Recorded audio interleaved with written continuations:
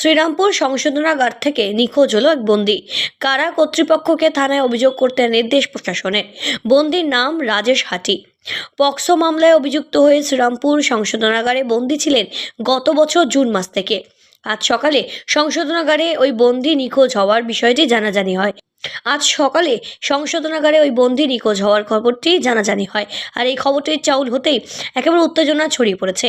শ্রীরামপুর মহকুমা শাসক শম্ভুদীপ সরকার জানান, বিষয়টি জানার পর শ্রীরামপুর সংশোধনাগার কর্তৃপক্ষকে থানায় এফআইআর করতে নির্দেশ দেওয়া হয়েছে। বন্দি কিভাবে নিখোঁজ হলো সেই বিষয়টি খতিয়ে দেখতে হবে।